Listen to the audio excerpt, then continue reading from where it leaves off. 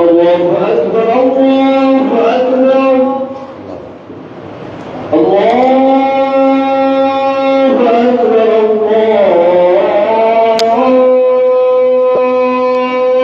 أكبر أشهد أن لا إله إلا الله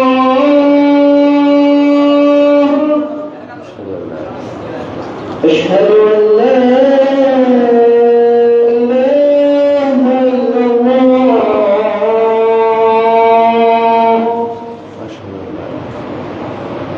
أشهد أن محمدا رسول الله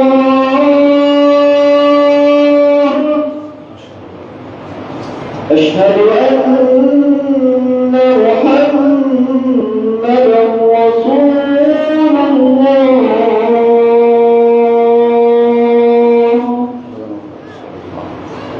حي على الصلاة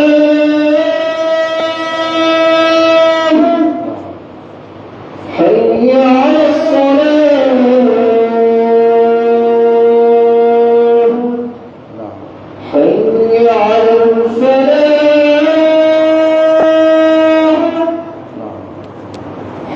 حي على الفلاح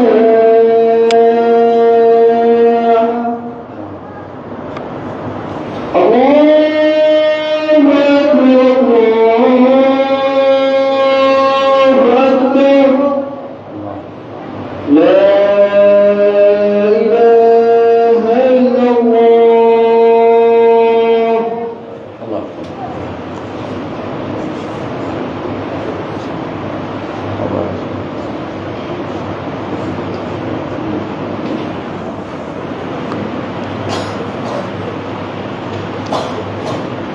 إن الحمد لله نحمده ونستعينه ونستغفره ونعوذ بالله من شرور أنفسنا ومن سيئات أعمالنا من يهده الله فلا مضل له ومن يضلل فلا هادي له وأشهد أن لا إله إلا الله وحده لا شريك له وأشهد أن محمدا عبده ورسوله يا أيها الناس اتقوا ربكم الذي خلقكم من نفس واحدة وخلق منها زوجها وبث منهما رجالا كثيرا ونساء واتقوا الله الذي تساءلون به والأرحام إن الله كان عليكم رقيبا يا أيها الذين آمنوا اتقوا الله حق تقاته ولا تموتن إلا وأنتم مسلمون يا أيها الذين آمنوا اتقوا الله وقولوا قولا سديدا يصلح لكم أعمالكم ويغفر لكم ذنوبكم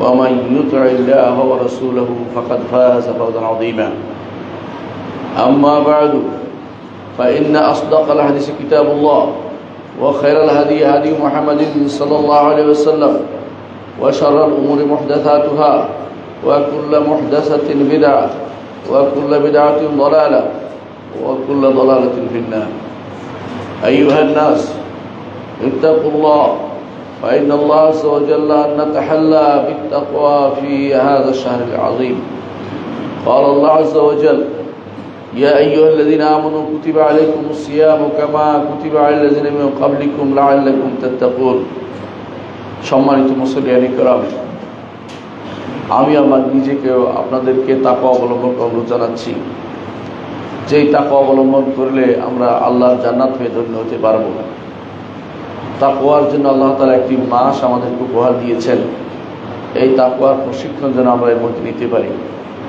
তাকওয়া কিভাবে অর্জন হবে কিছু কাজ তাতে করতে হবে এই মাসটি হচ্ছে শাহরুর রমাদান আল্লাহ তাআলা বলছেন শাহরুর রমাদান আল্লাযী উনজিলা ফীহিল কুরআন হুদাল লিন-নাসি ওয়া বায়িনাতিন মিনাল হুদা ওয়াল ফুরকান রমাদান মাস তাতে আল্লাহ তাআলা কোরআন নাযিল করেছেন মানুষের হেদায়েতের জন্য ওয়া বায়িনাতিন মিনাল হুদা ওয়াল ফুরকান আর এতে রয়েছে প্রমাণাদি হেদায়েতের প্রমাণ সত্য মিথ্যা আলাদা করে দেয় কোরআন দিয়ে আল্লাহ তাআলা এই কোরআন আল্লাহ তাআলা নাযিল করেছেন এই মাসে নাযিল করার অর্থ হচ্ছে এই মাস তাকওয়ার মাসে কোরআন দিয়ে আপনি তাকওয়া অর্জন করতে পারবেন মুহাম্মদ রাসূলুল্লাহ সাল্লাল্লাহু আলাইহি সাল্লাম তাকে আল্লাহ তাআলা নির্দেশ দিয়েছেন ওয়াজাহিদহুম বিহি জিহাদান কাবীরা, আপনি সাহাবাদের নিয়ে এই কোরআন নিয়ে আপনি জিহাদ করবেন, বড় জিহাদ। বিহি অর্থ বিল কোরআন, অর্থাৎ কোরআন নিয়ে দাঁড়ানো, কোরআন নিয়ে অবস্থান করা, এটাই কোরআন কারীম রমাদান মাসে নাজিল হওয়া, এগুলি সব একসাথে গ্রথিত। আমরা এই জন্য রমাদান মাসকে কোরআনের মাস হিসেবে আমরা জানি। রমাদান মাস আরও অনেকগুলো কাজ আমরা করি। রাসূলুল্লাহ সাল্লাল্লাহু আলাইহি ওয়াসাল্লাম বলেছেন, মান সামা রমাদান ঈমানান ওয়া ইহতিসাবান গুফিরা লাহু মা তাকাদ্দাম মিন যামবি, যে কেউ রমাদান মাসকে ঈমান, আল্লাহর উপর ঈমান এনে রমাদান মাসে সওম পালন করবে, ওয়া ইহতিসাবান, এবং সওয়াবের আশা করে, আল্লাহর উপর ঈমান আনবে কি, যে আল্লাহ তাআলা এটা আমাদেরকে করতে নির্দেশ দিয়েছেন এবং এটা আমরা বিশ্বাস রাখি, ঈমান রাখি, স্বীকার করি যে এই রমাদান, এই সওম আল্লাহ তাআলার পক্ষ থেকে এসেছে, এটা পালন করতেই হবে, এটা ফরজ। ওয়া ইহতিসাবান, এবং সওয়াবের আশা করে। কি সওয়াবের আশা করে? সে জানে যে সওম পালন করলে জান্নাত লাভ হবে, সওম পালন করলে জান্নাতের নির্দিষ্ট দরজা রায়্যান দিয়ে জান্নাতে প্রবেশ করতে পারবে। তাছাড়া রাসূলুল্লাহ সাল্লাল্লাহু আলাইহি ওয়াসাল্লাম সিয়াম ছাড়াও তিনি এই মাসে, রমাদান মাসের শুধু সওম নয়, কিয়ামও করতে বলেছেন। মান কামা রমাদানা ঈমানান ওয়া ইহতিসাবান গুফিরা লাহু মা তাকাদ্দাম মিন যামবি, যে কেউ রমাদানের কিয়াম করবে, কিয়াম অর্থ দাঁড়িয়ে থাকা নয়, কিয়াম অর্থ আল্লাহর কোরআন নিয়ে রাতের বেলা দাঁড়ানো, কিয়াম অর্থ আল্লাহর কোরআন নিয়ে রাতের বেলা দাঁড়ানো, কিয়াম অর্থ আল্লাহর কোরআন নিয়ে রাতের বেলা পাঠ করা এবং সেখানে হাজির হওয়া, সেখানে অবস্থান করা, যতক্ষণ ইমাম না শেষ করছে ততক্ষণ পর্যন্ত পড়া।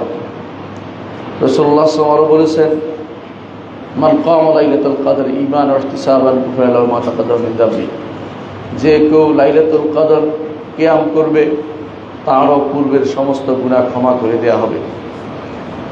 লাইলাতুল কদর এখনো সামনে রয়েছে, আর কিয়ামুল লাইলের এখনো বাকি আছে সময়।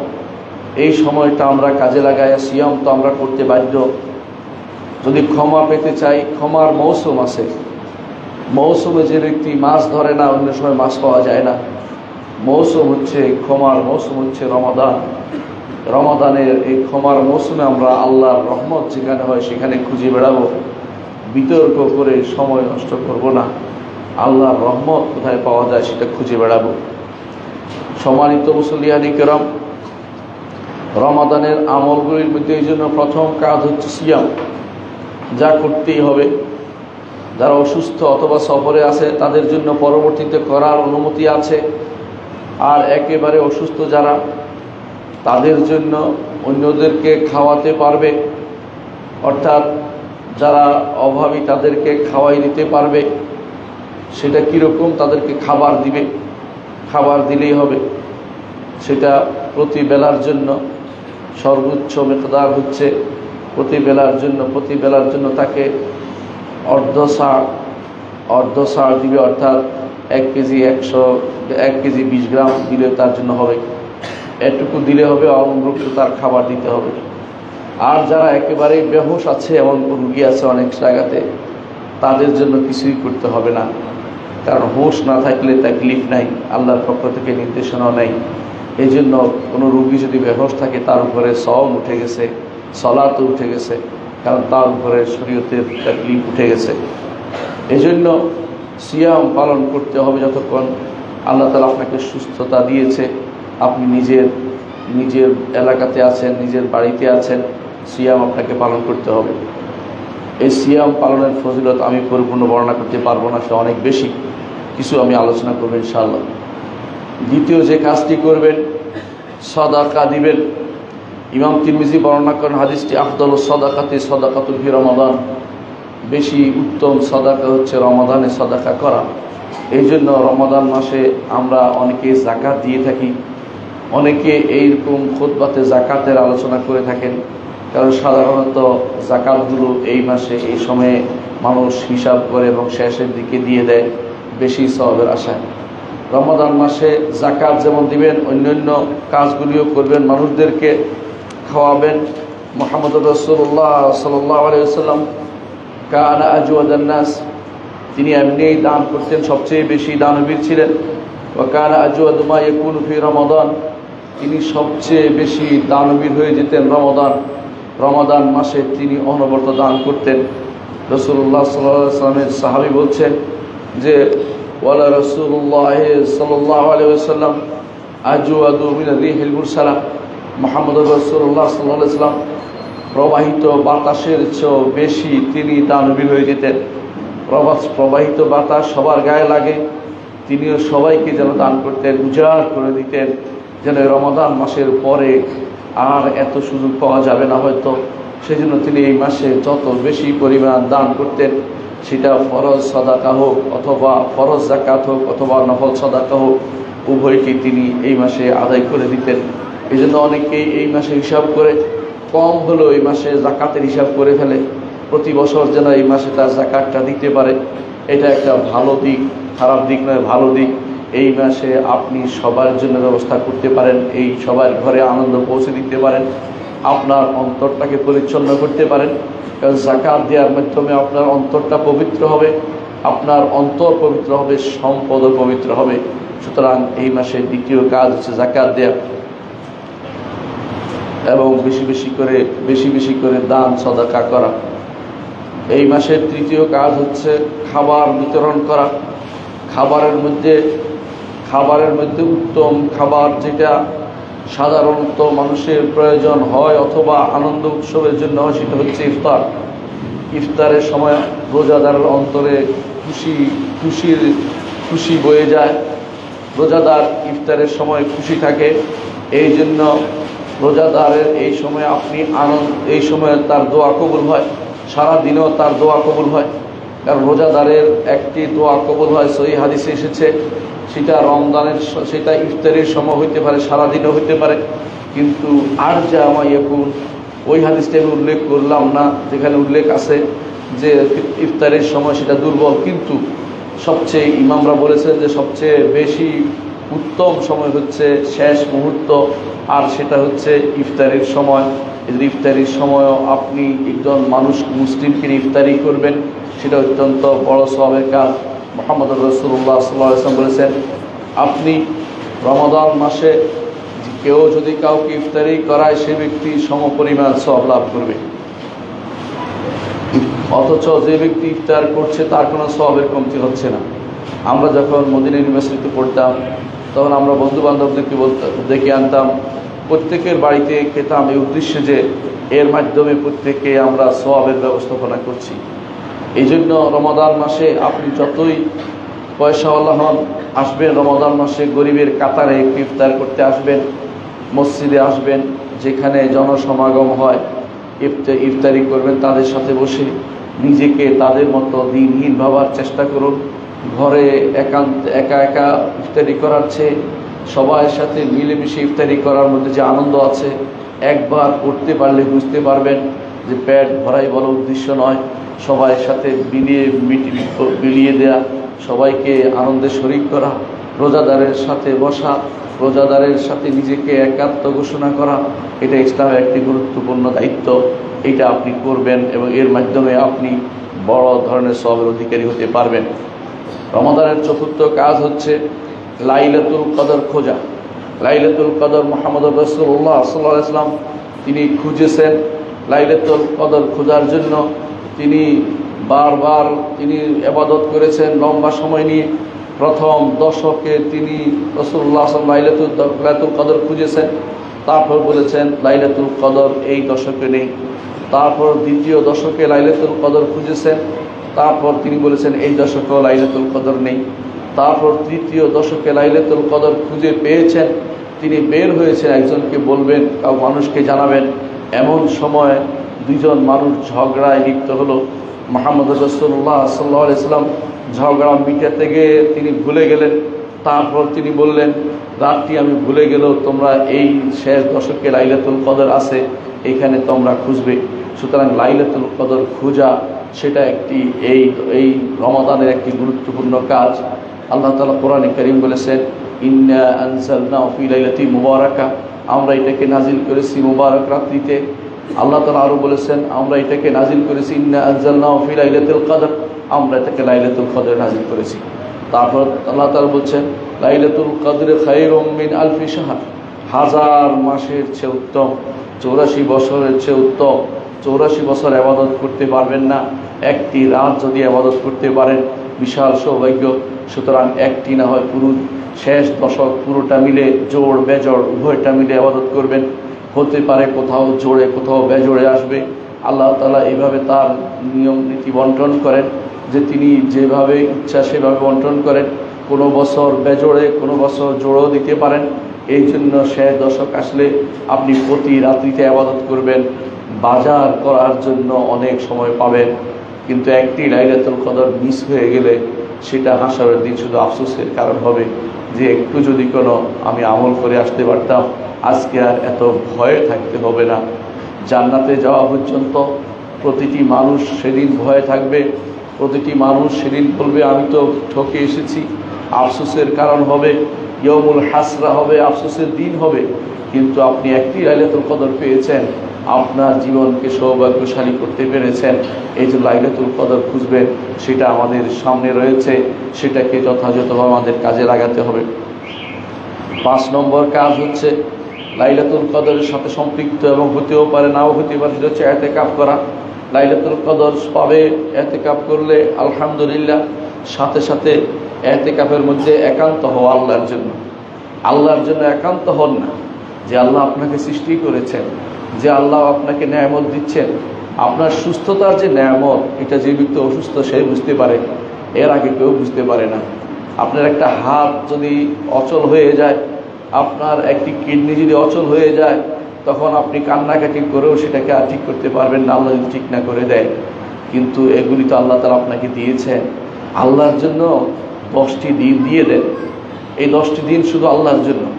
সন্তানের জন্য অনেক কিছু দিচ্ছেন, দুনিয়ার জন্য অনেক কিছু দিচ্ছেন, আখিরাতে এগুলি কোনোটাই যাবে না। আমলটা শুধু আপনার সাথে যাবে। মুহাম্মদুর রাসূলুল্লাহ সাল্লাল্লাহু আলাইহি ওয়াসাল্লাম বলেছেন, একজন মানুষের সাথে 3টা জিনিস যায় কবর পর্যন্ত, 2টা ফিরে আসে আর একটা ফিরে আসে না। তার সম্পদ মাঝে মধ্যে যায় সাথে, কেউ নিয়ে গেলে সাথে, আর তার আত্মীয় পরিজনরা যায়। আর 3 নম্বর হচ্ছে তার আমল যায়। 2টা ফিরে আসে কিন্তু আমল ফিরে আসে না, আমল সাথে যায়, 2টা ফিরে চলে আসে। এই রমাদান মাসে আসুন যে আমরা আল্লাহর জন্য 10টি দিন দিই, এতেকাফ করার চেষ্টা করি। যেখানে জুমা মসজিদ হয় সেখানে এতেকাফ করবেন, যাতে করে জুমার মসজিদ থেকে বের হতে না হয়। নারীরা মসজিদে এতেকাফ করতে হবে। ঘরে এতেকাফ করা যদি জায়েজ হতো তাহলে মুহাম্মদ রাসূলুল্লাহ সাল্লাল্লাহু আলাইহি ওয়াসাল্লাম স্ত্রীরা ঘরে এতেকাফ করতেন, কারণ তারা ঘরকে বেশি পছন্দ করতেন। আল্লাহ তাদেরকে বলেছেন, ওয়াক্কারনা ফি বুয়ুতিকুন্না, ঘরে অবস্থান করো। তারপরে মুহাম্মদ রাসূলুল্লাহ সাল্লাল্লাহু আলাইহি ওয়াসাল্লামের স্ত্রীরা কোনোদিন ঘরে এতেকাফ করেন নাই, তারা শুধু মসজিদে নববীতে এতেকাফ করেছেন। এটা প্রমাণ করে যে নারীদের জন্য যদি সুযোগ থাকে তাহলে মসজিদেই এতেকাফ করতে হবে, ঘরে নয়। সুতরাং এতেকাফ আপনি করবেন কেন? আপনি আল্লাহর জন্য 10টি দিন দিবেন। এই 10টি দিনের কাজ কি হবে? এই 10টি দিনের বড় কাজ হচ্ছে সালাত, কিয়ামুল লাইল এবং কোরআন তেলাওয়াত। এই 10টি দিনে অনেকে বসে বিভিন্ন রকমের দুনিয়ার চিন্তা, দুনিয়া ইসলাম কায়েম করার চিন্তায় বিভিন্ন বই নিয়ে ব্যস্ত থাকেন। সেটা এই 10টি দিনের কাজ নয়, অন্য সময় সেটা করবেন। আপনি এখন 10টি দিন কোরআন নিয়ে থাকবেন। এই 10টি দিন কিয়ামুল লাইলে কাটাবেন, এই 10টি দিন জিকিরে কাটাবেন, ইস্তিগফারে কাটাবেন। এই 10টি দিনে আল্লাহ তাআলার সন্তুষ্টি কোথায় আছে সেটা খুঁজে বেড়াবেন। মসজিদ থেকে বের হয়ে যাবেন না, মসজিদেই শুধু অবস্থান করতে থাকবেন। 6ষ্ঠ কাজ যদি কেউ পারে, রমজান মাসে একটি উমরা করবেন। রাসূলুল্লাহ সাল্লাল্লাহু আলাইহি ওয়াসাল্লাম বলেছেন, উমরাতুন ফি রমাদান তা'দিলু হিজ্জাতাম মাই, রমজানে একটি উমরা আমার সাথে হজ করার মতো সওয়াব পাওয়া যাবে। সেজন্য রাসূলুল্লাহ সাল্লাল্লাহু আলাইহি ওয়াসাল্লামের সাথে যদি আপনি উমরা করতে পারেন, কত বড় সৌভাগ্যের বিষয়। সেটা যদি আপনি পারেন রমাদান মাসে একটি উমরা করতে, সেটা আপনার জন্য রাসূলের সাথে হজের মতো সওয়াব হবে। অবশ্যই সেটা আপনি করতে চেষ্টা করবেন। কিন্তু যাদের নিয়ত আছে কিন্তু যেতে পারছেন না, আল্লাহ তাআলা নিয়তের কারণে তাকে সওয়াব দিবেন।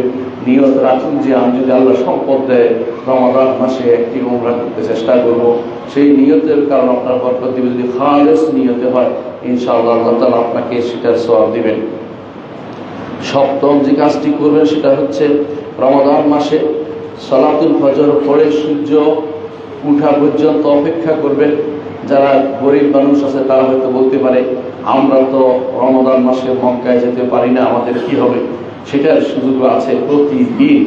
প্রতিদিন রমাদানের প্রতিদিন, অন্য সময় তো আছেই, রমাদানের প্রতিদিন সকালে ফজরের সালাতের পরে সূর্য উঠা পর্যন্ত আপনি কোরআন তিলাওয়াত করলেন, জিকির করলেন, কোরআন তিলাওয়াত করলেন, জায়গা থেকে উঠে চলে গেলেন না, মসজিদ থেকে অন্য দিকে গেলেন না, মসজিদের ভিতরে আপনি কোরআন আনার জন্য উঠতে পারবেন, সমস্যা নেই, অথবা জায়গা চেঞ্জ করে সালাত করতে পারবেন, কিন্তু মসজিদ থেকে অন্য কাজে চলে গেলেন না। আপনি যদি অবস্থায় সূর্য উঠা পর্যন্ত অপেক্ষা করেন, আপনি পূর্ণ হজ, পূর্ণ উমরার সওয়াব লাভ করবেন। এটা রমাদান মাসের বিশাল সৌভাগ্য আপনার জন্য। এই ডিসকাউন্ট গ্রহণ করা আমাদের জন্য, বিশেষ করে যারা অর্থনৈতিকভাবে সবল নয় তারা সে কাজটি করতে পারে। একজন মা সেটা করতে পারেন সহজেই, তিনি ঘরে বসে সেটা করতে পারেন। এই সময়টা দুনিয়ার ঘুম মাথার উপর চেপে আসে, কিন্তু নিজেকে আখিরাতের কথা চিন্তা করে যে আমি ঘুমাবো, তবে সূর্য ওঠার পরে 2 রাকাত সালাত আদায়ের পরে তারপর ঘুমাবো, সেটা আপনার আমার জন্য সৌভাগ্যের বিষয় হবে। 8 নম্বর কাজ হবে শেষ দশকে ইবাদত বেশি বেশি করা। মুহাম্মদ রাসূলুল্লাহ সাল্লাল্লাহু আলাইহি ওয়াসাল্লাম কি করতেন? ইজা দাখালাল আশরুল আওয়াখির, শেষ দশক যখন ঢুকতো তখন তিনি আইকাযা আহলাহু, তিনি তার পরিবারকে জাগাতেন, শুধু নিজে নয়। সাদ্দা মিজারা, কোমর বেঁধে ফেলতেন। অর্থাৎ কোমর বাঁধা বলে আমাদের দেশে যেটা মানুষ কোনো কাজ করার জন্য নিজেকে প্রস্তুত করা, অলসতা করতেন না, সেই জন্য তিনি প্রস্তুত হয়ে যেতেন, পরিবারকে জাগাতেন এবং সারা রাত তিনি জাগ্রত থাকতেন। অন্য কোনো সময় মুহাম্মদ রাসূলুল্লাহ সাল্লাল্লাহু আলাইহি ওয়াসাল্লাম সারা রাত ধরে জেগে ইবাদত করতেন না। এমনকি তিনি তাহাজ্জুদ সারা রাত জাগতেন না, তিনি সালাত আদায় করতেন, আবার ঘুমাতেন, আবার উঠতেন, আবার করতেন, এরকম তিনি করতেন, কিন্তু পুরো রাত জাগতেন শুধু শেষ দশকে। এই জন্য শেষ দশকে আমাদের এই ইবাদত বেশি বেশি করা, এটা একটা গুরুত্বপূর্ণ কাজ। 9 নম্বর কাজ হচ্ছে দোয়া এবং ইস্তেগফার বেশি বেশি করা, বেশি বেশি দোয়া করা। রমাদান মাসে যত বেশি দোয়া করবেন, যত বেশি আল্লাহর কাছে ক্ষমা চাইবেন, সেটা আপনার জন্য সেটা বিশাল বিশাল সুযোগ। আল্লাহ তাআলা কোরআনে কারীমে যখন রমাদানের কথা বলেছেন, তারপরেই বলেছেন ওয়াইজা সাআলাকা ইবাদি আন্নী ফাইন্নী করিবুন উজিবু দাওয়াতাদ দাঈ ইযা দাআন। আমার বান্দারা যখন আমাকে জিজ্ঞাসা করে আমি কোথায়, তখন আপনি বলুন আমি তার নিকটে। কি জন্য? তার উজিবু দাওয়াতাদ দাঈ ইযা দাআন, তার ডাকে সাড়া দেওয়ার জন্য নিকটে। তিনি আরশের উপরে থেকেও নিকটে, তিনি আমাদের ডাকে সাড়া দেন, তিনি আমাদের কাছে যত সবচেয়ে কাছে। তার কথা তিনি শোনার আগে আল্লাহ তাআলা শুনে ফেলেন। মুহাম্মদ রাসূলুল্লাহ সাল্লাল্লাহু আলাইহি ওয়াসাল্লাম বলেন, এক নারী এসে আমার কাছে এমন চিৎকার করছিল, আমি কিছুই বুঝতেছিলাম না। তিনি তার চিৎকারের কোনো শব্দ বুঝতে পারি নাই, কিন্তু আল্লাহ তাআলা সেটা শুনেছেন। তিনি আয়াত নাযিল করলেন, আয়াত নাযিল করে বললেন قد سمع الله قول التي تجادلك في زوجها وتشتكي الى الله والله يسمع تحاوركما। আল্লাহ তাআলা অবশ্যই শুনেছেন ওই নারীর কথা, যিনি আপনার সাথে বিতর্ক করতেছে। এই বুড়ো মানুষটা আমাকে বৃদ্ধ বয়সে জিহাদ করে তালাক দিল, ইত্যাদি ইত্যাদি বলছিল। আয়েশা রাদিয়াল্লাহু আনহা আমি শুনতে পাচ্ছিলাম না কি করে, তার তীব্র কান্নার কারণে, কিন্তু আল্লাহ তাআলা আরশের উপর থেকে সেটা শুনে ফেলেছেন। সুতরাং রমাদান মাসে আপনি বেশি দোয়া করবেন, তিনি আরশের উপর থেকে আপনার সে দোয়া কবুল করবেন এবং বেশি শুনবেন। রমাদান মাসে যত বেশি পারেন দোয়াতে নিজেকে নিয়োজিত রাখবেন, বেশি বেশি ইস্তেগফার করবেন। বিশেষ করে শেষ রাত্রিতে, সাহুর যখন হয় শেষ রাত্রিতে, এটা অভিসারের মতো একান্তভাবে উঠে, ঘুম থেকে উঠে আল্লাহর নির্দেশ পালনের জন্য খেতে বসেছেন। আবার আল্লাহর নির্দেশ যখন হচ্ছে, তখনই আযান শুনতেছেন, সঙ্গে সঙ্গে খাওয়া বন্ধ করে দিলেন। আল্লাহর নির্দেশকে, আল্লাহর সীমারেখাকে, হুদুদুল্লাহকে কতটুকু আপনি ভয় করেন এর মাধ্যমে প্রমাণ হয়ে যাবে। রমাদান মাসে দশম কাজটি হচ্ছে আল্লাহর কোরআন, আল্লাহর কিতাবকে তেলাওয়াত করা। আল্লাহর কিতাবকে তেলাওয়াত করা একটা গুরুত্বপূর্ণ একটি কাজ।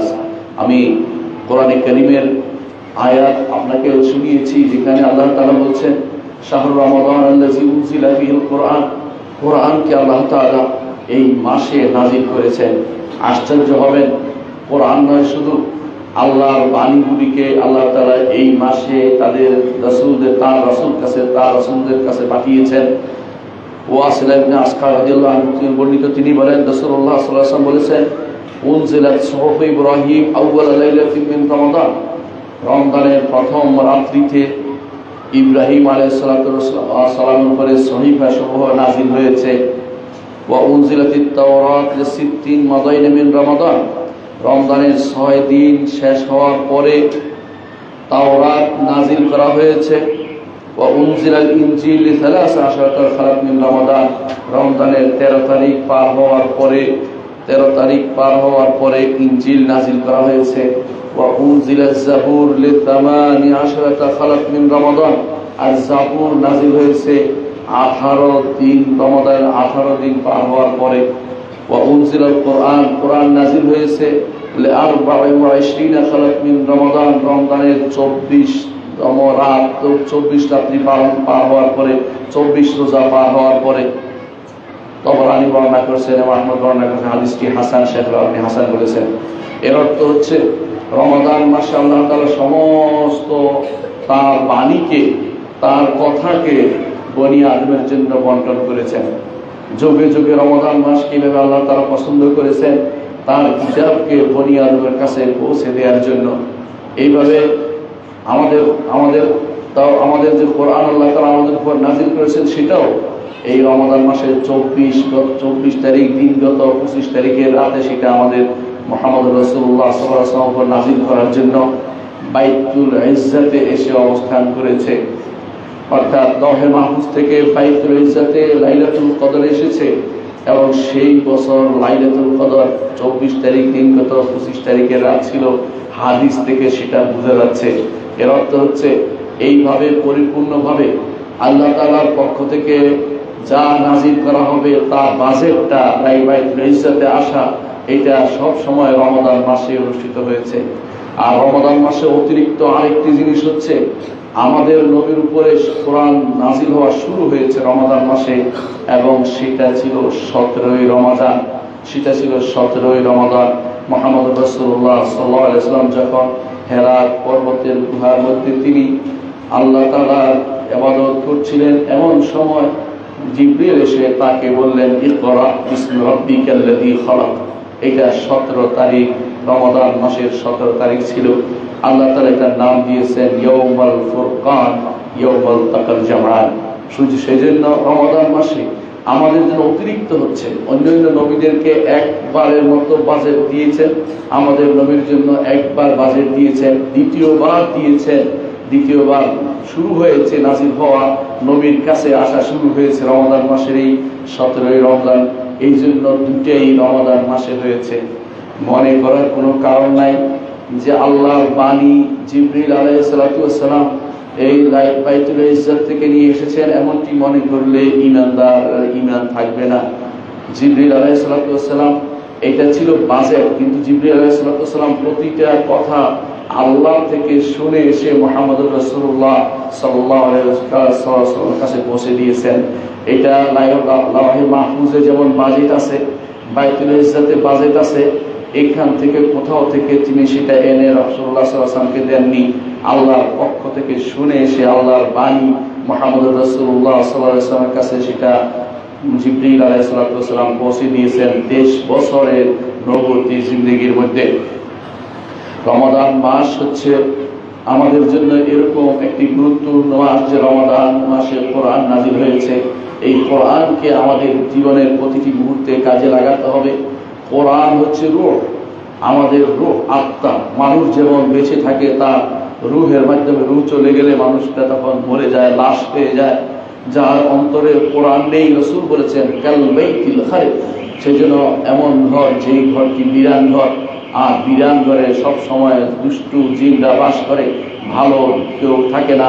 সেজন্য বিরান ঘর বানাবেন না, অন্তরটাকে রূহে আলোকিত করে দেন।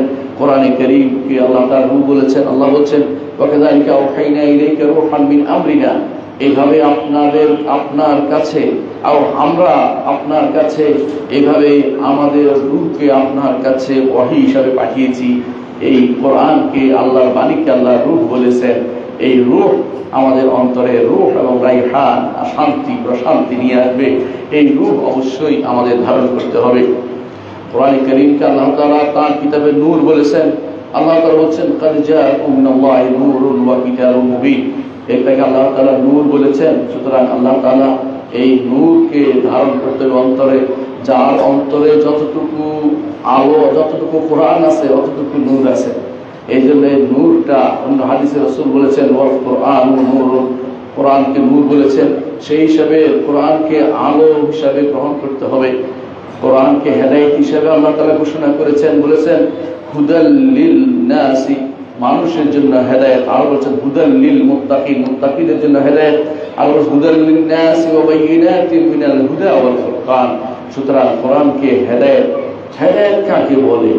হেদায়েত হচ্ছে পথ দেখিয়ে দেওয়া, হেদায়েত হচ্ছে পথ দিয়ে দেয়া, হেদায়েত হচ্ছে পৌঁছে দেয়া। যে ব্যক্তি কোরআন পড়বে, আব্দুল্লাহ ইবনে আব্বাস রাদিয়াল্লাহু আনহু বলেন কোরআন দুনিয়াতে তাকে দুর্ভাগা বানাবে না, দুনিয়াতে তাকে পথভ্রষ্ট থেকে বাইরে রাখবে, হেদায়েত দিবে। আর আখিরাতে তাকে কখনো দুর্ভাগা বানাবে না, অর্থাৎ সৌভাগ্যশালী করবে। সুতরাং কোরআন যদি কোনো আপনি পড়তে পারেন, আপনার অন্তরে হেদায়েত আসবে, আপনি হক পাবেন, কোনো সন্দেহ নেই। কোরআন বুঝে পড়েন, হেদায়েত পাবেন। না বুঝে পড়লে শয়তান আসতে পারবে না, আপনার অন্তরে শয়তান বাসা বাঁধতে পারবে না। আপনি হবেন আল্লাহর প্রিয় বান্দাদের একজন। চতুর্থত, কোরআন হচ্ছে অন্তরের প্রশান্তি। অন্তরের প্রশান্তি চান, কোরআন পড়বেন। কোরআন পড়লে অন্তর প্রশান্তি আসবেই। আল্লাহ তাআলা কোরআনে কারীম বলেছেন আলা বিযিকরিল্লাহি তাতমাইন্নুল কুলুব, জেনে রাখো আল্লাহর জিকিরের মাধ্যমে অন্তরের প্রশান্তি আসে। আল্লাহর জিকিরের মধ্যে সবচেয়ে উত্তম জিকির হচ্ছে কোরআনে কারীম। কোরআনে কারীমের চেয়ে উত্তম জিকির আর কিছু নেই। সুবহানাল্লাহ, আলহামদুলিল্লাহ, আল্লাহু আকবার, লা ইলাহা ইল্লাল্লাহ, লা হাওলা ওয়ালা কুওয়াতা ইল্লা বিল্লাহ, এগুলিও জিকির, কোনো সন্দেহ নেই। কিন্তু সবচেয়ে উত্তম জিকির হচ্ছে কিরাআতুল কোরআন, আল্লাহর বাণীকে পড়া, এটা হচ্ছে উত্তম জিকির। এর মাধ্যমে অন্তরে প্রশান্তি আসবে। আল্লাহ তাআলা আপনাকে কোনোদিন ছেড়ে যাবে না।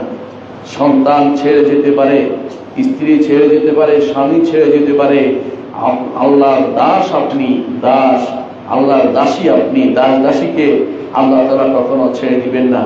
ভালো হলে পুরস্কৃত করবেন তিনি অবশ্যই, খারাপ হলে আপনার জন্য শাস্তি অপেক্ষা করছে। দাসীকে তিনি কোনোদিন ছেড়ে দিবেন না। দাসী হিসাবে আল্লাহর কাছে নিজেকে পেশ করুন। আল্লাহর কাছে দাসী হিসাবে পেশ করতে হলে তার কথা বারবার স্মরণ করুন। স্মরণ করার নিয়ম মেনে চলুন, নিজের মন মতো স্মরণ করা নয়।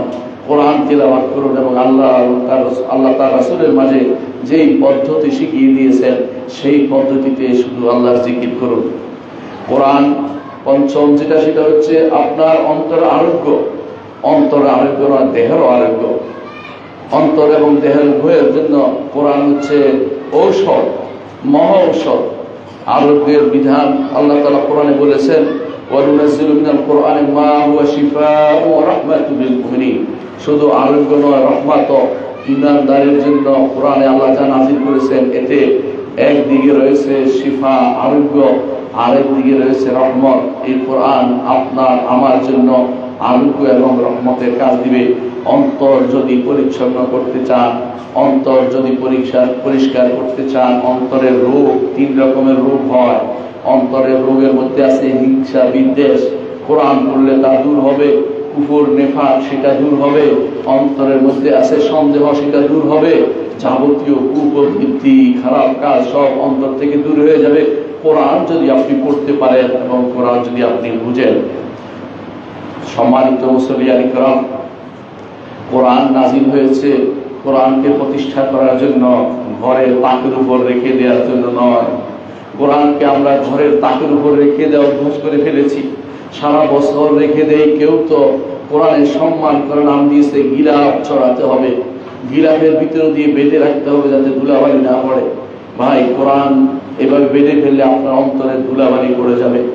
কোরআন বেঁধে ফেলতে হবে না, কোরআন পড়তে হবে, প্রতিদিন তিলাওয়াত করতে হবে। ইয়াতলুনা কিতাবাল্লাহ আনা আল-লাইলি ওয়া আতরাফান নাহার, দিনের সকালে এবং রাতের বেলায় কোরআন নিয়ে আপনাকে দাঁড়াতে হবে। কোরআন নিয়ে যদি না দাঁড়ান, হাদিসে আপনারা শুনেছেন রাসূলুল্লাহ সাল্লাল্লাহু আলাইহি ওয়াসাল্লাম বলেছেন যে আযাব হবে, কবরে আযাব হচ্ছে যারা কোরআন জানার পরেও কোরআন নিয়ে দাঁড়ায় নাই এবং সালাতে তা নিয়ে দাঁড়ায় নাই, তাদের উপরে আযাব হচ্ছে। তাদের মাথা থেতলে দেওয়া হচ্ছে, আবার একত্র করা হচ্ছে, আবার থেতলে দেওয়া হচ্ছে। কোরআন, আপনার কোরআনের হক আছে তাকে পড়া, কোরআন নিয়ে আপনি দাঁড়ানোর চেষ্টা করবেন। কোরআন আল্লাহ তাআলা নাযিল করেছেন শুধুমাত্র রেখে দেওয়ার জন্য নয়, বাস্তবায়ন করার জন্য। বাস্তবায়ন কিভাবে করবেন? কোরআনের বিধানকে বাস্তবায়ন করবেন, কোরআনের হালালকে হালাল জ্ঞান করবেন, কোরআনের হারামকে হারাম হিসাবে নেবেন, হালাল হারামকে যথাযথভাবে বাস্তবায়ন করবেন, আল্লাহর বিধানকে বাস্তবায়ন করবেন। আল্লাহ তাআলা বলছেন ফাহকুম বাইনাহুম বিমা আনজালাল্লাহ, আল্লাহ যা নাযিল করেছে তা দিয়ে বিচার করুন। একবার একটা বিচার করে দিন কোরআনের বিধান দিয়ে, দেখবেন শান্তি, অনাবিল শান্তি বিরাজ করছে। আর যারা যে সমস্ত অপকর্ম করে আজ আপনাদের সামনে শুনেছেন, সেই ছোট বাচ্চার উপর যে অপাশবিক নির্যাতন হয়েছে, কোরআনের একটা বিধান তোমরা একটু বাস্তবায়ন করে দেখাও না। এটা তো ফরজ, এটা বাস্তবায়ন করা ফরজ, নকল জিনিস নয় যে পরীক্ষা করে দেখছি তা নয়। একবার যদি সেটা বাস্তবায়ন আমরা করতে পারি, আপনি দেখবেন যে এই কোরআনের কারণে একটি বিধান, শুধু একবার একটা হাত কাটেন, আপনি দেখবেন যে চুরি বন্ধ হয়ে গেছে। একবার এই সমস্ত কোরআন যারা এই কাজ করেছে, বেবিচার করেছে, তাদের উপরে কোরআনের বিধান দিয়ে একটা বিধান বাস্তবায়ন করে দেখা, দেখবেন যে তারা আর কোনোদিন, তারা মানে শুধু এই পুরো বাংলাদেশ থেকে এই আমাদের এই অপকর্মটা উদাও হয়ে গেছে। তারা তখন মনে করবে যে আমার জীবন নষ্ট করতে চাই না, জীবন নষ্ট করব না, কোরআনকে বাস্তবায়ন করা দরকার। এই কোরআন নাযিল হয়েছে বাস্তবায়নের জন্য। বাস্তবায়ন না করলে, কেউ যদি মনে করে এই কোরআন বাস্তবায়ন করা এখন উপযোগী না, সে ব্যক্তি ঈমানদার থাকবে না, কাফের হয়ে যাবে। যদিও সে নামাজ পড়ে, সাওম পালন করে এবং ইফতার মাহফিল করে বেড়ায়, সে ঈমানদার হতে পারবে না, ঈমানদার থাকতে পারবে না। কোরআন বাস্তবায়ন করতে হবে। যার যতটুকু ক্ষমতা আছে, আমার ক্ষমতা আছে কোরআন বাস্তবায়নের, সেটা জানেন তো। আমার কোরআন বলেছে সালাত আদায় করতে, যাকাত দিতে, সন্তানদেরকে মিরাজ দিতে, পর্দা করতে, এগুলি কোরআনের নির্দেশ, এগুলিও বাস্তবায়ন করতে হবে।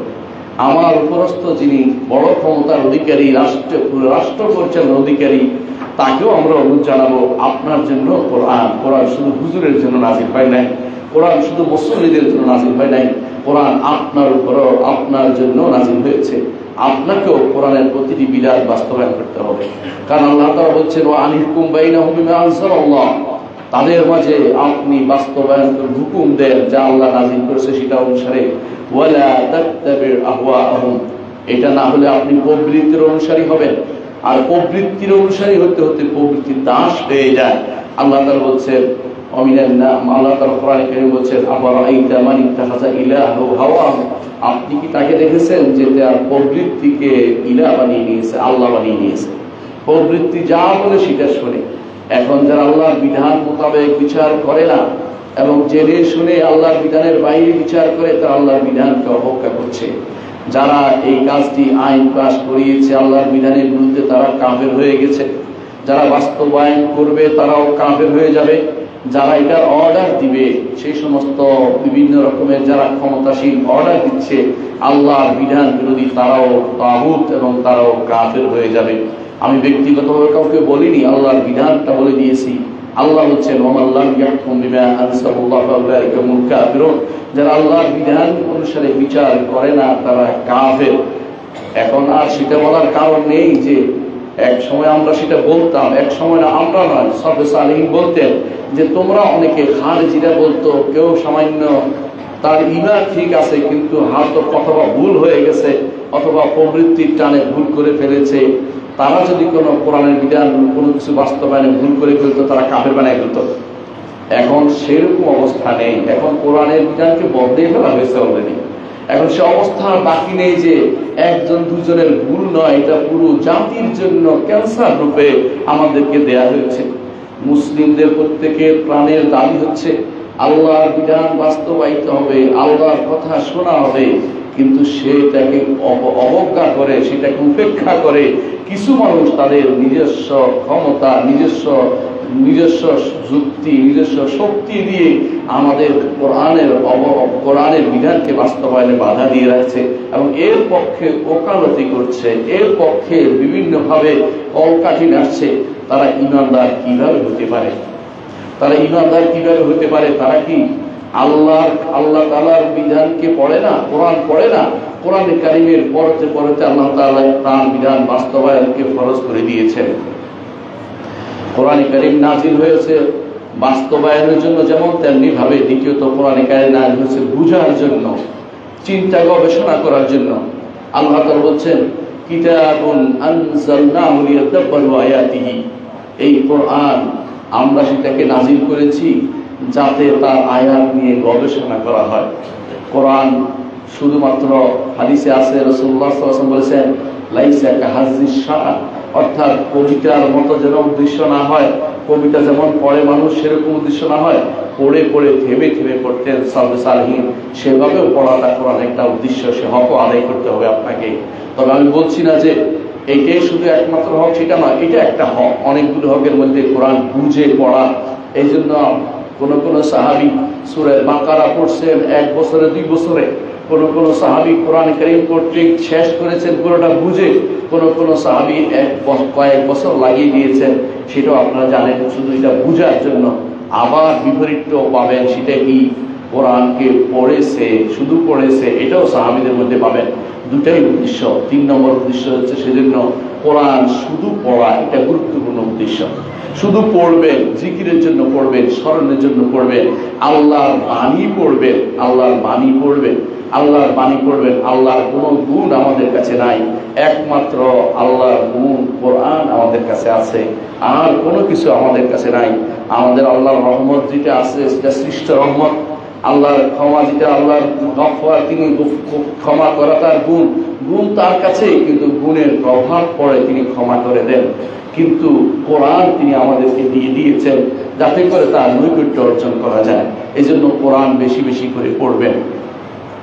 আল্লাহ তাআলা বলছেন ফাকরাউ মা তায়াসসারা মিনাল কোরআন, কোরআনের যতটুকু পারো ততটুকু পড়ো। কোরআন নাজিল হয়েছে কান্না করার জন্য। কোরআনে কারীম আল্লাহ তাআলা বলছেন লাউ আনজালনা হাযাল কোরআন আলা জাবালিন লারাআইতাহু খাশিআন মুতাসাদ্দিআন মিন খাশিয়াতিল্লাহ, এই কোরআনকে যদি পাহাড়ের উপর আমরা নাজিল করতাম, আপনি দেখতে পাইতেন যে এটা গলে গেছে, কোরআন গলে গেছে, মুতাসাদ্দিআন ফেটে গেছে, খাশিআন বিনয় হয়ে রয়ে গেছে, মিন খাশিয়াতিল্লাহ, আল্লাহর ভয়। কিন্তু মানুষের অন্তরে কোরআন নাজিল হয়েছে, মানুষের অন্তর আল্লাহর জন্য বিনয় হয় না, মানুষের অন্তরে বিনয় আসে না, আল্লাহকে ভয় করে না, আল্লাহর জন্য কখনো সে কোরআনকে বিনয় হিসেবে বানাচ্ছে না। অথচ আল্লাহ তাআলা কোরআনে কারীম বলেছেন যে যারা ঈমানদার তারা যখন কোরআন তেলাওয়াত করে ইয়ালকু, তারা শুধু কান্নাকাটি করে, ইয়াজিদুহুম খুশুআ, তাদের বিনয় আরো বেড়ে যায়। কোরআন পড়ে যে ব্যক্তি বাড়াবাড়ি করছে, বুঝবেন যে কোরআন তার অন্তরে প্রভাব ফেলেনি। কোরআনের প্রভাব অন্তরে ফেলতে হবে, পড়লেই সেটা পাবেন। মুহাম্মদ রাসূলুল্লাহ সাল্লাল্লাহু আলাইহি ওয়াসাল্লাম কোরআন তেলাওয়াত করতেন, রহমতের আয়াত আসলে তিনি আল্লাহর কাছে রহমত চাইতেন, যেন ক্ষমার আয়াত আসলে তিনি আল্লাহর কাছে ক্ষমা চাইতেন। রমাদান মাসে রাতের বেলা কোরআন যখন পড়বেন, যিনি কোরআন বুঝেন তার মতো তিনি কত বড় নেয়ামত পেয়েছেন তিনি কি জানেন? কোরআনে একটি আয়াত পড়বেন যখন আসছে ইহদিনাস সিরাতাল মুস্তাকিম, আল্লাহ আমাকে সিরাতুল মুস্তাকিম দিন, সাথে সাথে আপনার অন্তরে যেন আল্লাহর কাছে চাই, আল্লাহ সিরাতুল মুস্তাকিম চাই, আমি সিরাতুল মুস্তাকিম ছাড়া তো আমার কোনো পথ নাই। এবার প্রতিটি আয়াত আপনার অন্তরে যখন পড়বেন, অন্তরে যেন সেই ভাবটা আসে, চোখে যেন পানি আসে, কান্না যেন আসে। আল্লাহ তাআলা বলছেন ইয়াখিরুনা ইলা আযকান, থুতনিতে পড়ে যায় তারা, যারা কোরআন তাদের কাছে তেলাওয়াত করা হলে এবং কোরআনের তেলাওয়াত করা হলে তাদের তাফিদু মিনাদ দামরে, তাদের চোখ থেকে পানি বেরিয়ে যায়। এবং তারা বিভিন্ন অন্য আয়াত বলা হয়েছে যে আহলুল কিতাবরা তারা কোরআন যদি জানে তখন তাদের অন্তর চোখ থেকে পানি বেরিয়ে যায়, কারণ তারা কোরআনকে হক হিসাবে জানেন। এই জন্য কোরআন কারীমকে অবশ্যই আপনি এই তিলাওয়াতের জন্য কাজে লাগাবেন। তিলাওয়াত কোথায় করবেন? তিলাওয়াত সালাতে করবেন। তিলাওয়াত সালাতে করা সবচেয়ে উত্তম জায়গা। সালাতের মধ্যে দুইটা ইবাদত একসাথে হয়, আল্লাহর জন্য কিয়াম, আল্লাহর জন্য রুকু, আল্লাহর জন্য সুজুদ, এটা তো আছেই। দ্বিতীয় হচ্ছে কিরাআতুল কোরআন, আল্লাহর জন্য কোরআন তেলাওয়াত হয়। কিয়ামুল লাইল বললে আমরা শুধু দাঁড়িয়ে থাকা যেন না বুঝি, কিয়ামুল লাইল বললেই যেন বুঝি সালাত এবং কোরআন দুইটা একসাথে। সালাত এবং কোরআন দুইটা একসাথে মিলে হচ্ছে কিয়ামুল লাইল। এর কম হইলে কিয়ামুল লাইল হচ্ছে না। আপনি কোনোভাবে কিয়ামুল লাইল করতে পারবেন না কোরআন ব্যতীত। একজন মানুষ অসুস্থ হলে বসে বসে তো কিয়ামুল লাইল করতে পারছে বসে বসে, কিন্তু কোরআন ব্যতীত তো কিয়ামুল লাইল করা যায় না। এই জন্য কিয়ামুল লাইল মানেই হচ্ছে কোরআন কারীম নিয়ে দাঁড়ানো। আল্লাহ তাআলা বলছেন ওয়ামিনাল লাইলি ফাতাহাজ্জাদ বিহি নাফিলাতাল লাক, রাতের বেলা হে নবী আপনার জন্য অতিরিক্ত দায়িত্ব হচ্ছে এই কোরআন নিয়ে তাহাজ্জুদে দাঁড়িয়ে যাবেন। ফাতাহাজ্জাদ বিহি, এই কোরআন নিয়ে তাহাজ্জুদে দাঁড়িয়ে যাবেন। এই কোরআনের জন্য তাহাজ্জুদের কাজ, কোরআন তারাবির কাজ, কোরআন হচ্ছে কিয়ামুল লাইলের কাজ, কোরআন হচ্ছে সালাতুল লাইলের কাজ, কোরআন হচ্ছে আপনার রাতের বেলার কাজ। রাতের বেলায় আপনি হবেন কুরসানুন নাহার রুবানুল লাইল, রাতের বেলায় আল্লাহর জন্য দাঁড়াবেন যে আমি আল্লাহর জন্য একান্ত হয়ে যাব। আর দিনের বেলা আল্লাহর জন্য দুনিয়ার কাজগুলি করবেন। সালাত, সিয়াম এবং কোরআন যদি একসাথে হইলে, সিয়াম এবং কোরআন দুটো একসাথে হইলে ইমানদারের কাছে শয়তান কিভাবে আসে? ইমানদারের কাছে শয়তান আসতে পারবে না। সিয়াম এবং কোরআন দুটো একসাথে করেন, জীবনের প্রতিটি মুহূর্তে সিয়াম এবং কোরআনকে সাথে রাখেন, শয়তান আপনার কাছে রুখে দিতে পারবে না, খারাপ সংসর্গ আপনাকে পাবে না। সিয়াম রেখেছেন তো কারোর সাথে ঝগড়া করতে পারছেন না, কারোর সাথে গালিগালাজ করতে পারছেন না, কিয়ামে আছেন অন্যায় কাজ যেতে পারতেছেন না। আপনার মতো সৌভাগ্যবান ব্যক্তি আর কে হতে পারে? যারা কোরআন পড়েননি, কোরআন মুখস্থ করেননি, তাদের কাছে একটা অনুরোধ জানাবো, আপনাদের কিন্তু আল্লাহ আর্থিক সাহায্য দিয়ে থাকে। একজন ছেলেকে ভাড়া করুন, ভাড়া করার তো হচ্ছে তাকে বলুন যে তুমি আমার সাথে খাবে, তোমাকে পয়সা দেন না দেন এটা আমি বলছি না, পয়সা দিয়ে কিনবেন এটা জায়েজ নেই। তাকে উৎসাহ দিন, তুমি কোরআন পড়বে আমি শুনবো, এটাও একটা কাজ। আমি আরব দেশে দেখেছি অনেক বড় বড় আর বৃদ্ধ মানুষরা দুই একজনকে বিভিন্নভাবে উদ্বুদ্ধ করে যে তুমি কোরআন পড়বে আমি শুনবো। বেশি মানুষের দরকার নেই, তারা সাত দিনে একটা খতম করে ফেলে। একজনে দাঁড়ায়, পাশে দাঁড়িয়ে আরেকজনের কোরআনটা শুনতেছে।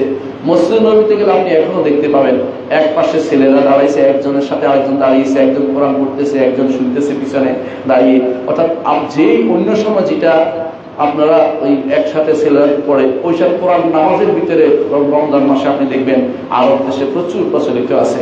যাকে আল্লাহ তাআলা সামর্থ্য দিয়েছেন, যাতে আগ্রহ দিয়েছেন, ডেকে আনবেন, নিজে পারলে একজনকে ডাকবেন, কোরআন কারীম শুনবেন, শোনাবেন। মুহাম্মদ রাসূলুল্লাহ সাল্লাল্লাহু আলাইহি ওয়াসাল্লাম তিনি এমনিতেই দানবীর বেশি ছিলেন, আমরা বলেছি একটু আগে। যখন জিবরিল আসতেন এবং তাকে কোরআন শোনাতেন, তখন তিনিও তাকে কোরআন শোনাতেন। এই জন্য রাসূল আরো বেশি দানবীর হয়ে যেতেন, আরো বেশি দেউলিয়া হয়ে যেতেন, আরো বেশি দান করতেন। এটা যেন একটা অভ্যাসে পরিণত হয়ে যায় আপনার, যে কোরআন নিয়ে রমাদান মাস আমি দাঁড়াবো। বাজারে হাটে বাজারে যে কোনো লাভ নেই, কিচ্ছু হবে না। আপনার রিজিক যতটুকু এখন আছে, বিশ্বাস করুন সাহাবায়ে কেরামের এত রিজিক ছিল না। এত রিজিক থাকলে তারা বোধহয় আফসোস করে বলে যেতেন যে আমরা আল্লাহর ইবাদত করতে পারছি না, এগুলির চিন্তায়। আপনাকে আল্লাহ আমাকে যে রিজিক দিয়েছেন, এই রিজিকের জন্য আপনাকে অতিরিক্ত প্রশ্ন করা হবে। কিন্তু কোরআন যদি পড়েন, এটা তো একটা রিজিক। কোরআন যদি পড়েন, এটা আপনার জন্য আখিরাতের পাথেয় হয়ে যাবে, আপনার পক্ষে চলে যাবে। আর কোরআন লাকা হুজ্জাতুল লাকা ওয়া আলাইকা, কোরআন আপনার পক্ষে অথবা আপনার বিপক্ষে যাবে। সুতরাং কোরআন নিয়ে আমাদের যদি দাঁড়াইতে পারি, নিজে পারি না, কোথাও ইমাম দাঁড়িয়েছে সেখানে দাঁড়িয়ে যায়, যাইতে পারছি না, একজনকে বলি ভাই কোনোভাবে তারা বুঝে শুনি আমার সাথে কোরআনটা পড়ো। দুইজন তিনজনে মিলে কোরআনে কারীম এইভাবে পড়া, জামাতের সাথে পড়া হচ্ছে, এটা হচ্ছে উন্নত কাজ। এই জন্য তারাবি রমাদান মাসে এই কারণেই বিশেষভাবে তারাবি রমাদান মাসে করা হয়েছে। অন্য মাসে এই জন্য তারাবি করা হয় না, কারণ অন্য মাসে কিয়ামুল লাইলে জামাতের অনুমতি নাই। যদি কেউ আসে করতে পারে, কিন্তু জামাতের জন্য ডেকে আসুন আমরা অমুক রাত্রিতে কিয়ামুল লাইল করবো এই জাতীয়, বা তাহাজ্জুদের জন্য রাত জাগবো এই জাতীয় সুন্নাত ইসলামে নাই। তবে কেউ আসলে একসাথে হতে পারে। মুহাম্মদ রাসূলুল্লাহ সাল্লাল্লাহু আলাইহি ওয়াসাল্লাম একদিন দাঁড়িয়েছেন, হুযায়ফা ইবনে ইয়ামান রাদিয়াল্লাহু আনহু রাসূলের সাথে দাঁড়িয়েছেন, এই রমাদান মাসে এসে দাঁড়িয়েছেন। রাসূল নিষেধ করেন নাই। রাসূলুল্লাহ সাল্লাল্লাহু আলাইহি ওয়াসাল্লাম এক রাকাতে সূরা বাকারা পড়েছেন, তারপরে সূরা নিসা পড়েছেন, তারপরে আলে ইমরান পড়েছেন। কঠিন অবস্থা। সাহাবী বলছে আমার পা যেন ফেটে পড়ে যাচ্ছে, কিন্তু রাসূলের কোনো ভাবান্তর নেই, আনন্দ পাচ্ছেন, আল্লাহর বাণী পড়ছেন, আমার রবের বাণী পড়ছি, আমি কারো বাণী পড়ছি না, আমি কোনো মানুষের কথা পড়ছি না, আমার রবের বাণী পড়ছি। তার চেয়ে উত্তম কার কথা হতে পারে যিনি আমার রব, তিনি আমাকে একটা বাণী পাঠিয়েছেন, সেটা পড়ার ক্ষেত্রে আমি কেন বাদ দেবো, আমি সময় কেন নষ্ট অন্য জায়গায় দিব। তিনি সে বের করছেন। আরেকদিন আব্দুল্লাহ ইবনে মাসউদ রাদিয়াল্লাহু আনহু রাসূলের সাথে দাঁড়িয়েছেন। রাসূল 100 আয়াত মনে করলেন যে রাসূল 100 আয়াতে থামবেন, 100 আয়াতও তিনি থামেন নাই। দ্বিতীয় আবার 200 আয়াত পার হয়ে গেছে, রাসূল থামেন নাই। রাসূল আরো পড়ে যাচ্ছেন। তিনি বলছেন লাকাদ হামামতু বিআমরিন সু, আমি একটা খারাপ চিন্তাও করে ফেলছিলাম। সেটা কি? সেটা হচ্ছে আস্তে করে কেটে পড়বো। রাসূল কি আর করবে, এখন তো আমার পায়া কুলাচ্ছে না। এ হচ্ছে আমার নবীর কাজ। তিনি রাতের বেলা তিনি কিয়াম করতেন কত লম্বা সময় ধরে। আর আমরা 8 আর 20 নিয়ে ঝগড়ায় লিপ্ত, আল্লাহর কাছে মাফ চান। এটা ফিতনার একটা কারণ। কোরআন কারীম পড়া হচ্ছে মসজিদে, আপনি ঘরে হাঁটবেন, রাস্তায় ঘুরবেন, আর 8-এর সুন্নত পালনের জন্য মেসেজ দিবেন আমার কাছে, ঝগড়া করবেন আমার কাছে যে আপনার মসজিদে 8-এর সুন্নত পালন হচ্ছে। আর যে পড়ছে পড়েন, আপত্তি নেন, কিন্তু আর শুধু সংখ্যাটাই গণেন না, কোয়ালিটিটাও গণেন। আমার নবী কিভাবে পড়ছেন দেখেন, হাদিসে আছে রাসূলুল্লাহ সাল্লাল্লাহু আলাইহি ওয়াসাল্লাম যে রাত্রিগুলোতে রাসূলুল্লাহ সাল্লাল্লাহু আলাইহি ওয়াসাল্লাম পড়েছেন, মেনে নিলাম 8 রাকাতই পড়েছেন, আমরা 8 রাকাতই পড়েন, আমার কোনো আপত্তি নেই, 8 রাকাত পড়লে কিছু হয় না। নামাজ এটা সালাতুল্লাহ না পড়লে আপনি হতভাগা হবেন, আপনি হতভাগা হবেন। মিশরের একজন বড় আলেম বলেছিলেন যে আপনি রাসূলের বদদোয়ার ভিতরে পড়বেন। কোন বদদোয়া? রাসূল যে বলেছেন যে রমাদান পার হলো, গুনাহ ক্ষমা করে নিতে পারেনি, সেই ব্যক্তির জন্য ধ্বংস। যে ব্যক্তি রমাদান মাসে কিয়াম করে নাই, কিয়ামত তো গুনাহ মাফ হইতো, সেই ব্যক্তি তো তাহলে ক্ষমার জায়গায় যায় নাই, বদদোয়ার ভিতরে পড়ে যাচ্ছেন। তো আপনি কেন কিয়ামুল লাইল বাদ দিবেন? আমরা কিয়ামুল লাইল বাদ দেওয়ার জন্য অনেকে আছে, তারা ওই বাদ দেওয়ার জন্য যেন উৎসব মেতেছে। আমরা দেখেছি 8 রাকাত 9 রাকাতের পরে, 8 রাকাতের পরে অনেকে পাওয়া যায় না। এটা তো আচ্ছা কিছু হলো। কেউ দেখা যায় যে 4 রাকাতের পরেও নাই, কেউ দেখা যায় 6 রাকাতের পরে আর নাই। মনে হয় যেন যেমনি চেমনি চলবেন না। এটা অবশ্যই অনুভূতির বিষয়। আপনার অন্তর অনুভূতি যেন থাকে যে আমি মুহাম্মদুর রাসূলুল্লাহ সাল্লাল্লাহু আলাইহি ওয়াসাল্লামের পদাঙ্ক অনুসরণ করব। সর্বদিক থেকে সংখ্যা গণনার উদ্দেশ্য হতো আমার নবী বলতেন যে 8-এর বেশি পড়ো না, এটা তিনি বলতেন। রাসূলুল্লাহ সাল্লাল্লাহু আলাইহি ওয়াসাল্লাম কেন 8 রাকাত পড়েছেন আপনি হয়তো এটা বলতে পারেন। 8 রাকাত তিনি পড়েছেন এই জন্য, রাসূলুল্লাহ সাল্লাল্লাহু আলাইহি ওয়াসাল্লাম কোনো কিছু করলে এইটাকে তিনি সাবিত করতেন, স্থায়ী কাজ হিসাবে নিতেন। কোনো কিছু করলে এটাই তিনি করতেন, বেশি করলে উম্মতের উপর ভারী হয়ে যাবে, এই জন্য তিনি কমতি করেছেন। আপনি যে 8 রাকাত সুন্দরভাবে পড়েন, কোনো সন্দেহ নেই, এটা উত্তম কাজ, আমি আবারও বলছি। কিন্তু আপনার আর যেন গণনা না হয়ে যায়। আমাদের মসজিদ তাকওয়া সিলেটে, সেখানে আপনি দেখবেন 8 রাকাত পড়া হয়, কিন্তু সেটা একেবারে 2 ঘন্টা 2.5 ঘন্টা ব্যাপী, 3 ঘন্টা হয় কখনো, আমি নিজে পড়ে দেখেছি। এইটা হচ্ছে যদি সুন্নাহ মোতাবেক চলতে চান। এর দলিল কি? দলিল আমার কাছে চাইতে পারেন। রাসূলুল্লাহ সাল্লাল্লাহু আলাইহি ওয়াসাল্লাম সাহাবীরা বলছেন কানু ইয়াকরাউনা বিল মাইন, তারা মেইন দিয়ে পড়তেন, অর্থাৎ 100 আয়াত বিশিষ্ট সূরা দিয়ে অথবা 100 আয়াত দিয়ে প্রতিটা রাকাত পড়তেন। 100 আয়াত প্রতি রাকাতে পড়লে কতটুকু পড়া হবে? আপনি একটু চিন্তা করেন তো, কতটুকু দিয়ে তারা পড়তেন। রাসূল যেভাবে পড়তেন সেভাবে কি পড়তে হবে না? আপনি নিজের মতো করে 8 গোনার জন্য ব্যস্ত হয়ে পড়ছেন। এটা হচ্ছে সুবিধাবাদ, আর কিছুই না। 8 গণবেন, আমি আপত্তি নেই, রাসূলের মতো পড়তে চাইলে পড়েন, কিন্তু আপনাকে আমি শোনাবো সাহাবায়ে কেরাম রাদিয়াল্লাহু আনহুম আজমাইন তারা 8-এ সীমাবদ্ধ ছিলেন না, তাবেঈনরা 8-এ সীমাবদ্ধ ছিলেন না, ইমামরা 8 পড়তেন না। তারা চিন্তা করতেন কোরআন তিলাওয়াতের সংখ্যাটা কত বেশি হয় সেটা চিন্তা করতেন। ইবনে তাইমিয়া রাহমাতুল্লাহ আলাইহির জন্য বলতেন যে যারা ৮ পড়তেন তারা কেরাত বাড়াই দিতেন, যারা এর বেশি পড়তেন তারা কেরাত সংখ্যা কমাই দিয়ে আয়াত রাকাত সংখ্যা বাড়াই দিতেন, যাতে করে পরিণামের দিক থেকে একরকম হয়ে যায়। অর্থাৎ এদিকে বাড়াই দিলে রুকু আর সাজদা বাড়াই দিলে ওদিকে কম হতো, আর রুকু সাজদা কম করে ওদিকে কেরাত লম্বা করতো। কোরআন তেলাওয়াত করা একটা উদ্দেশ্য, বিশেষ উদ্দেশ্য রমাদান মাসে। এই জন্য সুন্নাত কিন্তু ৩টা, একটা হচ্ছে রাসূলের ফেল কাজ, আরেকটা রাসূলের কথা, আরেকটা হচ্ছে রাসূলের অনুমোদন। রাসূলুল্লাহ সাল্লাল্লাহু আলাইহি ওয়াসাল্লাম তিনি ৮-এর অধিক পড়েন নাই, এটা যেমন সত্য, আবার ১৩ পড়েছেন, অর্থাৎ ১১ যেমন পড়েছেন ১৩ পড়েছেন, এটাও সত্য। এর চেয়ে বেশিও ২-৩ পড়ছেন, প্রমাণের জন্য বেশি পড়া যায় না, জায়েজ না।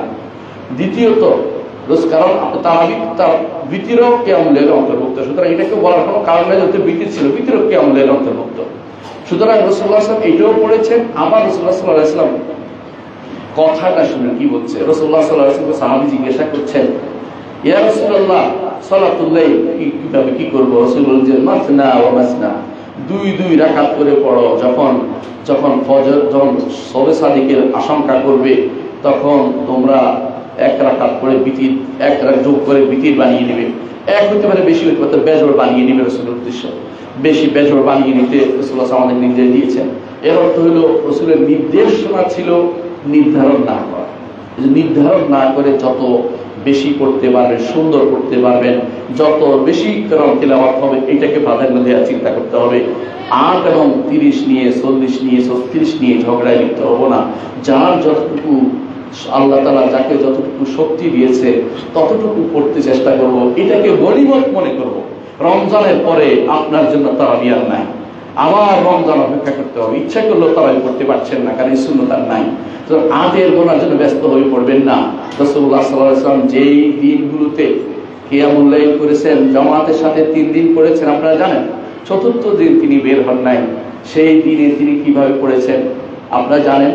সাহাবী বলছেন যে কুল্লা নাত্তাকিউল আসি, আমরা এত লম্বা সময় তিনি দাঁড়াতেন যে আমরা লাঠিতে ভর দিতাম, মানে কষ্টে দাঁড়াতে পারছে না। সাহাবায়ে কেরামের যে হিম্মা আলিয়া ছিল, তাদের যে শক্তি সামর্থ্য ছিল, তারপরেও তারা এত লম্বা পড়ার কারণে তারা লাঠিতে ভর দিতেন। এমনকি রাসূলুল্লাহ সাল্লাল্লাহু আলাইহি ওয়াসাল্লাম সাহাবী বলছেন লাকাদ খাশিনাল ফালাহ, আমরা ভয় পাচ্ছিলাম যে আমরা সাহুর পাবো না। অর্থাৎ এত বেশি সময় তিনি পড়েছেন। এই পুরা সময় তিনি অল্প কেরাত দিয়ে পড়েছেন, আপনার মতো একটি সূরা দিয়ে পড়েছেন তা কখনো নয়। অনেকের কাছে দেখা যায় কোরআন খতম করা অনেকের কাছে উদ্দেশ্য হয় না। রমাদান মাসে অনেক জায়গায় আমি দেখেছি, বিশেষ করে অনেককে দেখেছি যারা ৮ রাকাতের কায়েল, বেশি ৮ রাকাত পড়ে, ওনারা কোরআন খতম করতে চায় না। ওনারা খতম করার জন্য বেদাত হয়ে গেছে তাদের কাছে। নাউযুবিল্লাহ। আমাদের মাশায়েখুল হারামাইন শেখ বিন বাজ, শেখ মাশায়েখরা সবাই কথা সবসময় বলেছেন, কোরআন খতম করা রমাদান মাসের একটা উদ্দেশ্য। রমাদান মাসে কিয়ামুল লাইলে, তারাবিতে, তাহাজ্জুদে কোরআন খতম করা একটা গুরুত্বপূর্ণ উদ্দেশ্য।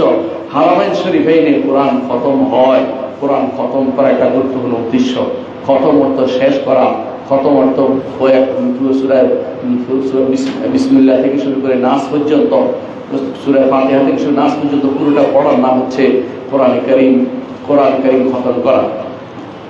আর এই দ্বিতীয় সুন্নত। তৃতীয় সুন্নত হচ্ছে রাসূলের যুগে আমরা বলেছি রাসূল যা আমল করতেন এটাও যেমন সুন্নত, যা বলেছেন নির্দেশনা এটাও সুন্নত।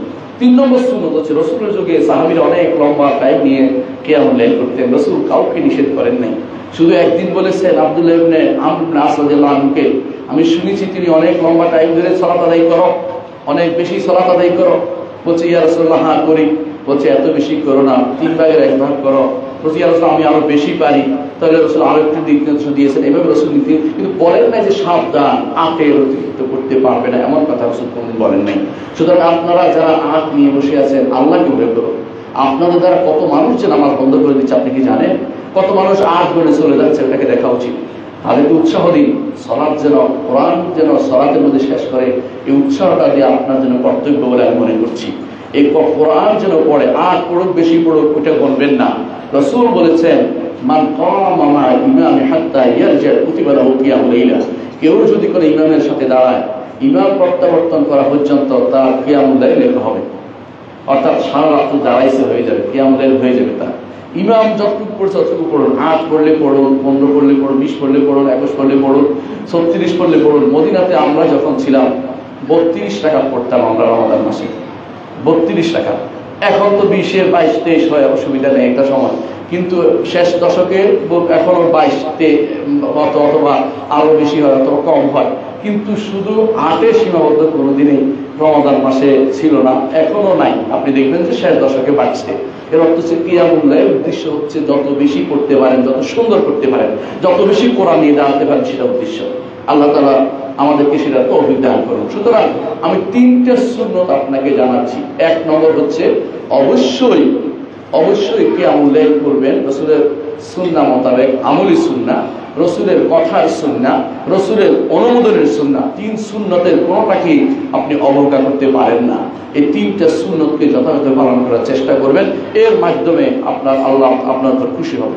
প্রিয় ভাইয়েরা, কোরআনে কারীম রাতের বেলা দাঁড়ানো সম্পর্কে আল্লাহ তাআলা বলছেন, ইন্না নাশিআতাল লাইলি আশাদ্দু ওয়াতআম ওয়া আকওয়ামু কিলা। রাতের বেলা যদি কোরআন নিয়ে দাঁড়ান, অন্তরটা দলিত হবে এবং আপনার কথাগুলি সুন্দর হবে। কি কথা বলছেন? দিনের বেলা জড়তা আসবে, রাতের বেলা যখন ফ্রি থাকবেন জড়তা আসবে না, কোনো শব্দ নাই, শুধুমাত্র আল্লাহর সাথে আপনার একান্ত কথা চলছে। আল্লাহর বাণী তিলাওয়াত করার অর্থ কি বুঝেন? আল্লাহর কথা, আপনি আল্লাহর সাথে কথোপকথন করতেছেন। আল্লাহর সাথে কথোপকথনের সুযোগটা আপনি কেন হাতছাড়া করবেন? সালাত পড়ার অর্থ হচ্ছে আল্লাহর সাথে কথা বলছেন, আর কোরআন তিলাওয়াত হচ্ছে আল্লাহর কথাকে আপনার মুখ দিয়ে আল্লাহ শুনতে চাচ্ছেন। আল্লাহু আকবার। রাসূলুল্লাহ সাল্লাল্লাহু আলাইহি ওয়াসাল্লামের জন্য বলেছেন, আল্লাহ তাআলা ওই ব্যক্তি, আল্লাহ তাআলা নবীর কোনো শব্দ তার বের হয়েছে, এটা আল্লাহ সবচেয়ে বেশি তিনি শোনেন। অর্থাৎ আল্লাহ তাআলা নবীর শব্দ শোনেন, যে কোরআন তেলাওয়াত করে তারটা তিনি শোনেন।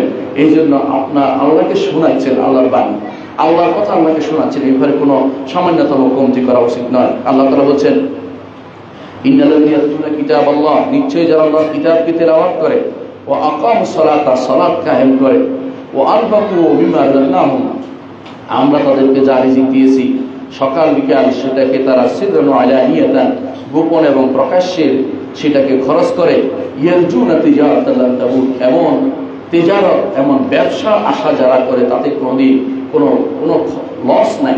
এই ব্যবসাতে কোনো লস নাই। দুনিয়ার সব ব্যবসাতে লস আছে, কিন্তু এগুলিতে কোনো লস নাই। আল্লাহর কোরআনকে তেলাওয়াত করলে কোনো লস হবে না। লিওয়াফিয়া উজুরাহুম, এর মাধ্যমে আল্লাহ তাআলা আপনাকে পরিপূর্ণভাবে সওয়াব দিবেন। ওয়ায়াজিদুহুম মিন ফাদলিহি, তার ফজিলত তিনি বাড়িয়ে দিবেন। আপনার ফজিলত, আপনার দান আল্লাহ বাড়িয়ে দিবেন। ইন্নাহু গফুরুন শাকুর, তিনি ক্ষমাশীল, ক্ষমা করবেন যারা ক্ষমা চাইবে।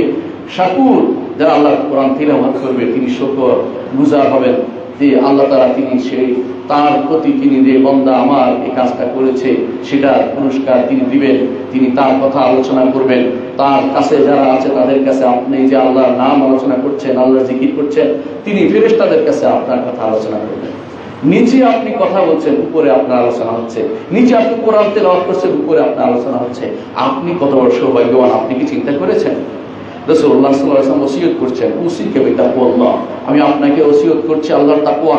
রাসূল একজনকে বলেছেন, ওয়া আলাইকা বিযিকরিল্লাহ ওয়া তিলাওয়াতিল কোরআন, আর ওসিয়ত করছি আল্লাহর জিকির করা, কোরআন তিলাওয়াত করা। ফা ইন্নাহু রূহুকা বিস-সামা, কারণ এটা হচ্ছে আকাশে আপনার রূহ, ওয়া যিকরুকা ফিল আরদ, জমিনের মধ্যে আপনার স্মরণ। ইমাম আহমদ হাদিসটি বর্ণনা করেছেন হাসান সনদে। রাসূলুল্লাহ সাল্লাল্লাহু আলাইহি ওয়াসাল্লাম যিনি বলেছেন, খিয়ারুকুম মান তাআল্লামাল কোরআন ওয়া আল্লামা, তোমাদের মধ্যে সেই ব্যক্তি উত্তম যে ব্যক্তি কোরআন শিখেছে এবং শিখিয়েছে। রাসূলুল্লাহ সাল্লাল্লাহু আলাইহি ওয়াসাল্লাম বলেছেন, মান সাররাহু আন ইউহিব্বাল্লাহু ওয়া রাসূলুহু ফালিয়ানজুর বিল মাসহাব, যে কেউ চায় যে আল্লাহ এবং তার রাসূল তাকে ভালোবাসুন, সেজন্য মুসহাবের দিকে তাকায়, কোরআনের দিকে তাকায়, কোরআন পড়ে। হাদিসটি হাসান আবু নুআইম তার হিলিয়াতে আলোচনা করেছেন। রাসূলুল্লাহ সাল্লাল্লাহু আলাইহি ওয়াসাল্লাম বলেছেন, মান ক্বারা হারফান মিনাল কোরআন, কোরআন একটি হরফ যে ব্যক্তি পড়বে, আলিফ লাম মিম, আলিফ একটা হরফ, লাম একটা হরফ, মিম একটা হরফ, একটি হরফ যে ব্যক্তি পড়বে তার জন্য 10টি নেকি রয়েছে।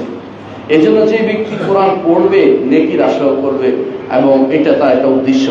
রাসূলুল্লাহ সাল্লাল্লাহু আলাইহি ওয়াসাল্লাম বলেছেন, যে ব্যক্তি কোরআন দ্রুত পড়তে পারে সে মা সাফারাতিল কিরামিল বারারা, আল্লাহর নেককার সুফারা ফেরেশতাদের কাতারে তার নাম উঠে যায়। আর যে ব্যক্তি কষ্ট করে পড়ে তার ডবল সওয়াব আল্লাহ তাকে দান করেন। রাসূলুল্লাহ সাল্লাল্লাহু আলাইহি ওয়াসাল্লাম বলেছেন, সেদিন যারা কোরআন পড়েছে তাদেরকে বলা হবে পড়ো এবং উঠো, যেখানে তোমার পড়া শেষ হবে সেখানে তোমার মর্যাদা নির্ধারিত হবে।